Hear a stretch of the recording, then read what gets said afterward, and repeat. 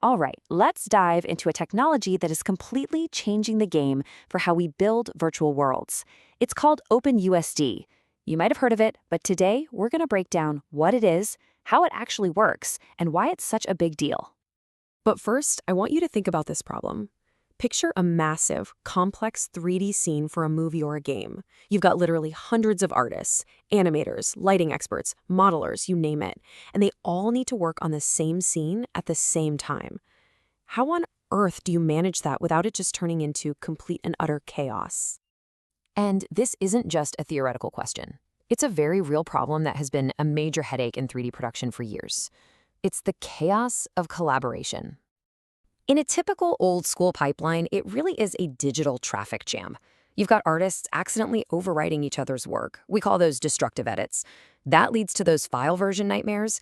You know, the ones scene_final_v3_ no really, this is it, .usd. Teams end up stuck in their own little bubbles, and trying to share assets between projects becomes a technical mess. It's a system that's just full of friction, and it really slows down creativity. So, how do we fix this? Well, this is exactly where OpenUSD comes in. But here's the most important thing to understand right up front. You have to stop thinking of it as just another file format, like a .jpeg or a .mov. It is a completely different way to think about building 3D worlds. The real magic of USD isn't just how it stores 3D data. The creators themselves said it best. Its composition system is what turns it into a full-on collaborative platform. That system, that's the secret sauce. And this system completely unlocks a new way for teams to work. It makes non-destructive workflows possible, which means an artist can make huge changes on their own layer without ever touching the original files. It allows for true real-time collaboration, and all of this leads to pipelines that can scale to incredible sizes and makes reusing assets super efficient. So, what is this magic that makes it all possible? Let's pull back the curtain and look at the core idea behind it all: composition. This is the magic of non-destructive layering. Honestly, the easiest way to think about it is like Photoshop layers, but for an entire 3D world. Or maybe even like Google Docs for virtual movie set. Every single artist or every department can work on their own separate, independent layer, and OpenUSD is smart enough to stack them all together into the final scene. Let's walk through a super simple example. First, you've got a layout artist who builds the environment on a base layer. Cool. Now, on top of that, an animator comes in and adds their own layer with just the characters and their movements. Then, a lighting artist adds a third layer with only the lighting information. OpenUSD combines all of this in real time. And the crucial part, nobody has overwritten anyone else's work. It all just works. Okay, so that brings up a pretty logical question, right? What happens if the set dressing layer says a chair is red, but then the director adds an override layer that says no, that chair needs to be blue? Who wins? Well, the answer isn't just random. It's a totally predictable set of rules.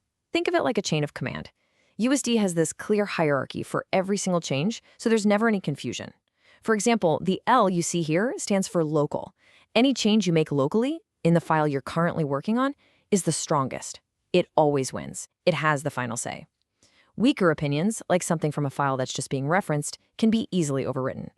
This rule set is the key to making sure that even with hundreds of artists, the final result is always exactly what you expect. Okay, so with that awesome layering system as our foundation, let's see how OpenUSD lets teams build not just single assets, but absolutely massive, complex, and intelligent virtual worlds.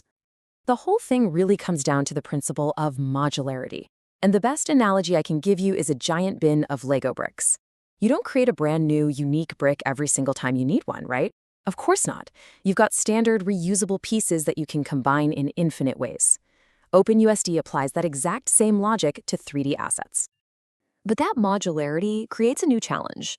If you want to build a forest by referencing one single tree model a million times, how do you do that without your computer just completely giving up? The key is a really powerful performance technique called instancing.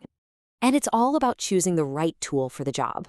For complex, unique things, like a hero car in a movie, you'd use something called scene ref instancing.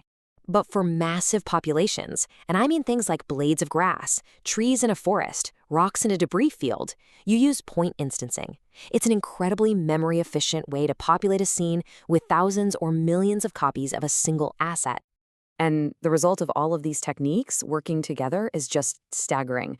When you combine composition, modularity, and smart instancing, you can create a single scene that efficiently handles thousands or even millions of complex assets.